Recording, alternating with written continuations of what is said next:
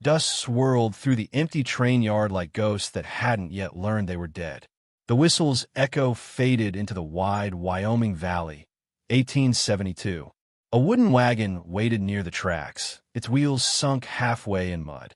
Inside, 5 women sat in silence, hands tied, faces pale beneath travel-worn bonnets. One of them lifted her chin as the door opened, her eyes gray like storm clouds over the prairie. Clara Hayes, 22, frail, yet something unbreakable burned behind that fragile look. A man stood outside, his coat heavy with dust and loss. Samuel Coltner, a rancher whose name was whispered in the saloons with pity more than respect. His wife and child had died 2 winters ago. Fever took them before spring could thaw their graves. The auction runner barked names, called prices, and men stepped forward like cattle buyers. When Samuel's name was called, Clara was shoved toward him. The man's voice cracked through the air.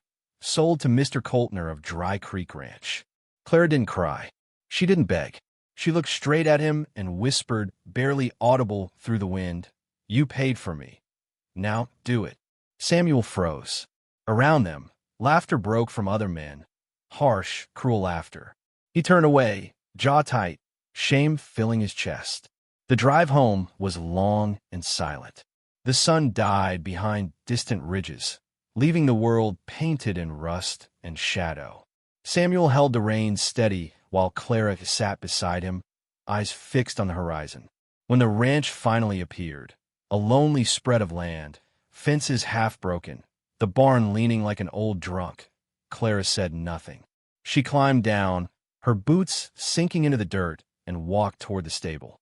"You can stay in the house," Samuel said quietly. She shook her head. "I'll sleep where I belong." He didn't argue. There was something about her voice, not weak, not fearful, more like someone who'd made peace with pain. That night, Samuel sat by the fire alone. The ranch creaked in the wind.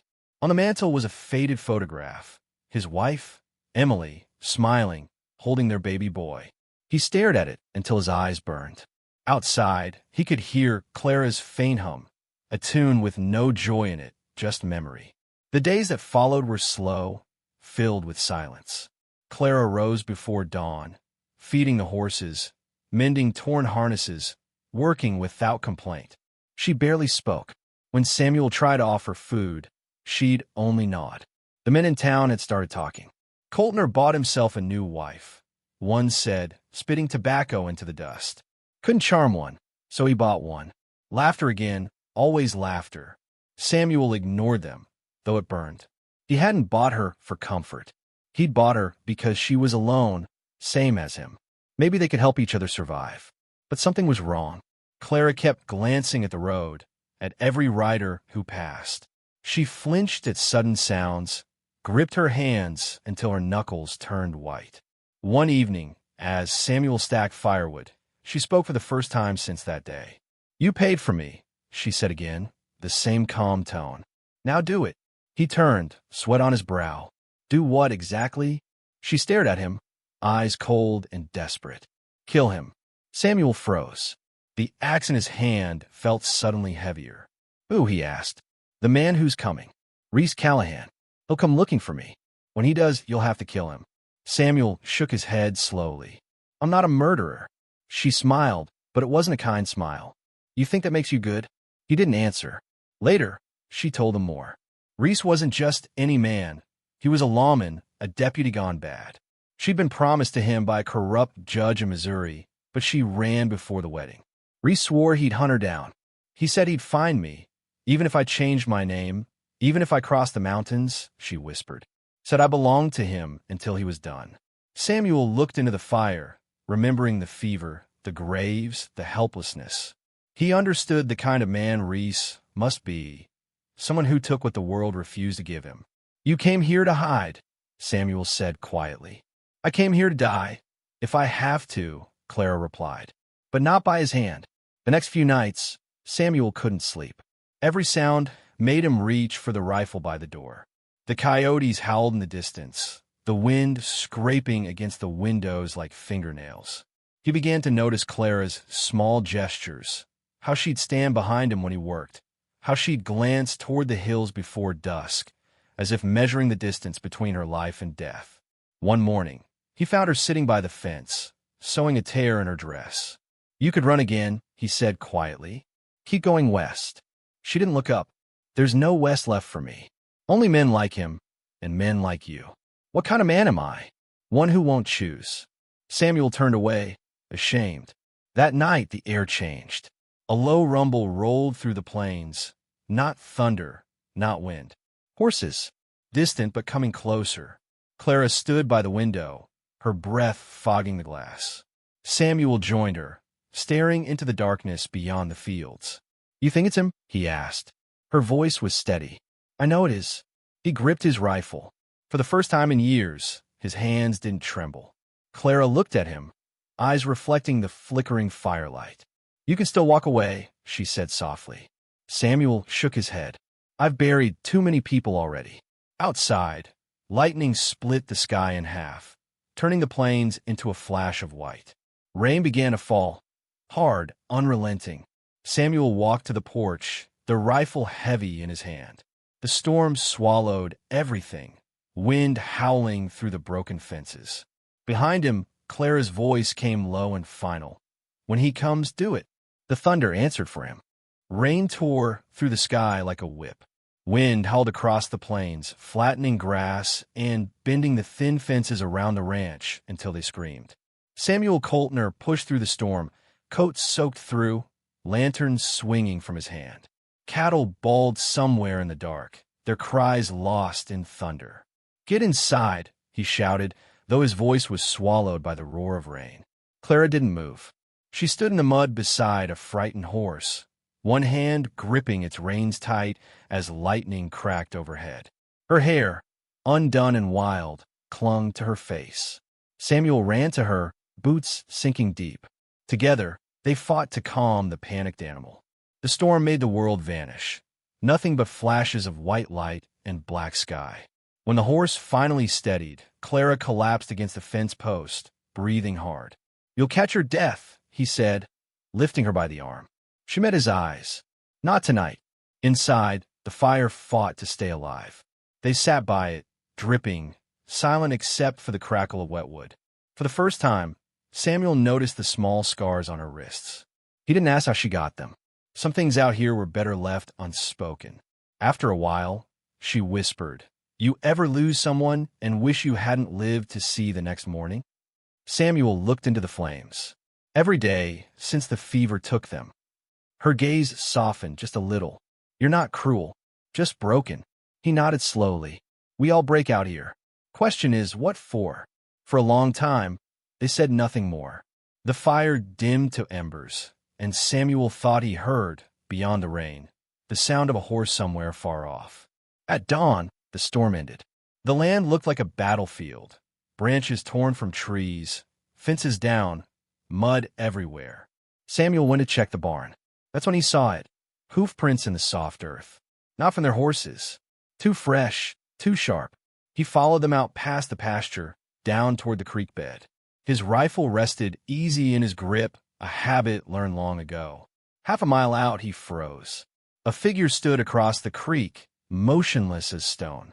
A man, or what looked like one, tall, bareheaded, painted marks across his face.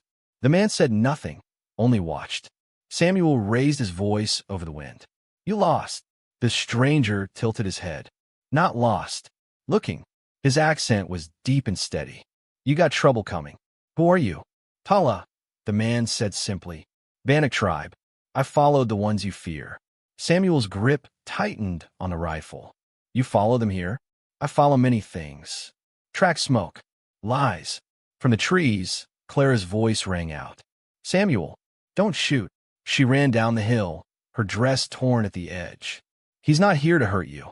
Samuel hesitated, lowering the gun slightly. "You know him?" Clara nodded. "He helped me once. When I ran." Tala's gaze shifted between them. "He's coming." The man with a red scarf. "Reese Callahan. 2 days, maybe less." The name hit the air like a curse. Samuel felt his stomach tighten. How many men with him? 4, maybe 5. Mean ones. Kill for coin. Clara's face went pale. "He won't stop. He never stops." Samuel looked at Tala. Why warn us? Tala's expression didn't change. He hunts on my land now. That makes it my problem, too. Back at the ranch, Tala helped repair fences. He didn't speak much, but his movements were quick, efficient. Samuel watched the man with quiet respect. How he could read tracks like scripture, how he seemed to sense the land breathing around them. By nightfall, Clara had cooked stew. The three of them ate in silence. Outside, the storm had left the air clean and sharp. Tala broke the quiet first. He will come at night. Men like him always do. Samuel looked up. You talk like you've hunted men before. I have, Tala said simply. And killed them, too. Clara glanced between them, worry deepening in her eyes. He's not just coming for me. He'll kill anyone who stands in his way. Samuel pushed back his chair, staring at the dying fire. Then we won't be standing in his way. We'll be waiting. They spent the next day preparing. Samuel fortified the barn, boarded windows, sharpened knives. Tala moved like a shadow, setting traps along the ridge and marking spots for cover. Clara helped load bullets, her hands steady even as her face trembled with exhaustion. In the evening, as the sun bled into the hills, Samuel found her in the yard, looking out at the empty road. You ever think about running? He asked quietly. I did once, she said, but I kept running into men like him. Eventually you stop. Samuel nodded. Then we stand. She turned to him, eyes softening. You'll do it this time? He didn't answer. He didn't need to. That night, they sat around the fire again, three souls bound by fear and something unspoken. Tala sat nearest the door, rifle across his knees. Clara hummed the same sorrowful tune from before. Samuel looked at her, realizing how strange it was that in this vast, cruel land, she was the only living thing that made the place feel less empty. Outside, an owl called once, then silence. Tala rose suddenly, stepping to the window. Quiet, he whispered. The night was too still. No wind, no crickets, no sound at all. Samuel moved beside him, peering into the dark. The fields glistened from the storm, silver under the moonlight. Then movement, a shadow slipping between the barn and the well. Before Samuel could speak, a gunshot tore the silence apart. The glass beside him shattered. Clara screamed. Tala staggered backward, clutching his shoulder, blood running between his fingers. Samuel dropped low, dragging Clara behind the table. Another shot hit the wall. Tala leaned against the beam, breathing hard. They're here, he said, voice low and steady despite the pain. Samuel looked at him, then at Clara. Her face was pale, eyes wide with fear. He picked up his rifle, chamber round, and whispered, Then we make them regret it. The storm raged through the valley for 3 nights. Wind screamed like the ghosts of the dead, and rain battered the half-burned ranch until the earth turned to mud. Samuel Coltner didn't sleep. He sat by the fire, rifle across his knees, waiting for dawn, waiting for anything that might still come for them. When the sun finally broke through, it found the ranch still, standing barely. The barn was half gone, the fields ruined, the fences torn apart. But inside, Clara was alive. She stood at the window, wrapped in a blanket, staring at the devastation outside with hollow eyes. Storms passed, Samuel said softly. Does it ever? She replied without turning. He didn't answer. Instead, he stepped outside, boots sinking in the wet clay, and began to rebuild what the world had tried to erase. For days, they worked in silence. The rhythm of hammer and shovel replaced words. Each nail, driven into the new boards, felt like a heartbeat fighting to keep the ranch alive. Clara cooked when she could, mended clothes, swept ashes. She never spoke of what the bandits had done. Not to her, not to the land, not to the people they'd lost. But each morning, she stood a little straighter. One evening, as the orange sun bled over the plains, she brought him water. Why are you still here, Samuel? He looked up, sweat streaking the dirt on his face. Because if I walk away now, everything they burn wins. Her eyes softened. And me? He paused. You're not something to win or lose. You're someone trying to live. Clara's lip trembled, but she smiled faintly. That night, for the first time since the fire, she sang. The sound was low, trembling, a fragile melody of grief and rebirth carried on the western wind. By the week's end, Samuel rode into the hills to hunt for supplies. That's where he found Tala. The Bannock warrior had been wounded, a deep cut across his ribs, blood dried against his skin. Samuel lifted his rifle, but the man didn't move, only met his eyes with quiet defiance. "Don't shoot," Tala rasped. "We both bled enough." Samuel hesitated. Then he lowered his weapon and extended his hand. "Come on, friend. How about a fire back at the ranch?" Tala looked at him a long moment before taking his hand. Two broken men, enemies by history, allies by circumstance. Back at the ranch, Clara froze when she saw the native man stagger in behind Samuel. But when Tala collapsed from blood loss, she rushed forward, catching his head before it hit the floor. "Get bandages," Samuel barked. She hesitated only a second before obeying. For 2 days, they nursed Tala back from the edge. When he finally woke, he said nothing, only watched them quietly. Then, one morning, he rose and began to fix the broken fence outside, his movements sure and silent. From that day, the ranch stopped being a graveyard and became a home again. 3 souls bound by pain, rebuilding life on the ashes of what was lost. But peace never lasts long in the West, and the past was already riding toward them, armed, angry, and hungry for revenge. The prairie was still again. 2 weeks had passed since the smoke and the blood, yet the air still carried the weight of what had happened. The charred beams of the barn were gone now, replaced by fresh timber. The land, wounded but not beaten, had begun to breathe again. Samuel Coltner stood at the edge of the rebuilt corral, hammer resting in his hand. Sweat ran down his temples as he watched the horizon fade into gold. Somewhere behind him, he could hear the soft rhythm of Clara's voice, singing while she hung laundry. The same melody she used to hum through tears had changed, still sad, but gentler, as if she was teaching herself to forgive the world. He turned and saw her, hair tucked under a loose bonnet, sleeves rolled up. She looked younger somehow, though her eyes still carried the miles of pain that brought her here. "Fence'll hold now," he said. "It should," she replied, smiling faintly. "You built it yourself this time." He looked at the boards and gave a small nod. "Sometimes starting over means using your own hands." She watched him for a moment, then said, "They're talking in town. About what happened. Some say you killed a lawman."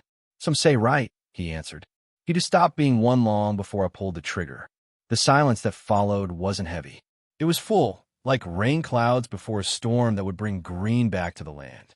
That afternoon, they rode into town together for the first time. Clara sat tall in the saddle beside him, a white kerchief tied around her neck. Her face calm though eyes followed her from every porch. Samuel felt the stares, the whispers carried on the wind. There goes Coltner and the woman he bought. When they reached the general store, the shopkeeper stepped out, hat in hand, uneasy. "Afternoon, Mr. Coltner." "Mississippi." "Mrs." Clara said softly. Samuel turned his head to look at her. She held his gaze for a breath that felt like years. There was no pretense, no hesitation, just truth spoken as simple fact. "Mrs. Coltner," the shopkeeper repeated, lowering his eyes. "Of course." Samuel didn't correct her, didn't speak at all. He only nodded and stepped aside to let her pass first. Later, as they rode back toward the ranch, the sun sinking behind them, Clara broke the quiet. "You didn't have to let me say that." "I didn't let you," he said. "You just did." She smiled, small and real. "Then I guess we're both done asking permission." The wind carried the scent of rain as they reached the ranch. Samuel dismounted first, helping her down. She lingered beside the fence, staring at the graves near the cottonwood. 2 old, 1 new. Samuel followed her gaze. He'd buried Tala there, beside Emily and the boy. 3 mounds, 3 stories of lives that had touched his own and changed it. Clara knelt and laid a small bundle of wildflowers. Her voice was quiet, trembling. "He saved more than us. He saved what was left of our souls." Samuel crouched beside her, tracing the carved mark he'd made on Tala's wooden cross, a symbol of the Bannock tribe he'd copied from the warrior's token. "He did," Samuel said, "and I think he'd tell us to live the rest of it well." Clara brushed the dirt from her hands and looked at him. "You paid for me once," she whispered. "But now we owe each other nothing." Samuel studied her. The way the light caught the curve of her jaw, the way her words held more strength than sorrow now. "Maybe that's what love is," he said slowly. "Owing nothing, giving everything." They stood together for a while, neither needing to fill the silence. The next morning, Samuel saddled 2 horses. The grass was thick with dew, the world bright with that fragile peace that only comes after long storms. Clara walked out with coffee and handed him a tin cup. "You heading into town again?" she asked. He nodded. "Need supplies. Fence wire, nails. Maybe a new hat. I'll come with you." He raised an eyebrow.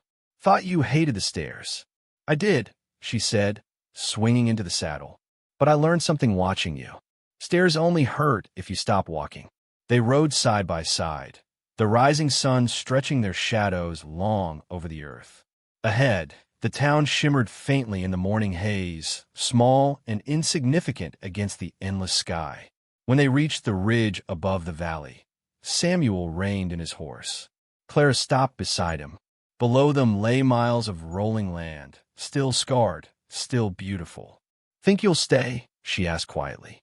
"I think I already did," he said. She looked out over the plains. "What'll we do with all this land?" "Grow things," he said after a pause. "Raise cattle. Maybe build a house that doesn't leak when it rains." She smiled. "That sounds ordinary." "It does," he agreed. "I could use a little ordinary." For a long time, neither spoke. The prairie wind whispered across the grass, carrying the scent of rain and sage. A hawk circled above them, slow, sure, free. As they rode down into the valley, Clara turned once more to look behind them. Smoke no longer rose from the ranch, only sunlight glinting off new timber. The ghosts were quieter now. When the town came into view, she said, "People will always talk." "Let 'em," Samuel replied. "The land's too big to hear them." They reached the main street just as the church bell rang noon. A few folks nodded as they passed, others looked away. Samuel tipped his hat to an old man on the porch. The old man nodded back. That was enough.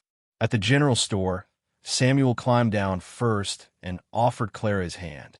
She took it, steady, unafraid. Together, they stepped into the dust and sunlight. Far off, a storm brewed on the horizon, rolling clouds like smoke from another fire waiting to be fought. Samuel watched it for a long moment before turning to her. "Always another storm," he said. She smiled faintly. "Then we'll face it together." They stood there, framed against the vast sky, 2 souls that had been burned and remade by the frontier's cruel mercy.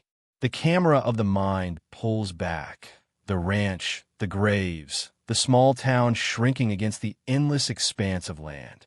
Samuel's voice, steady, carries like wind through the plains.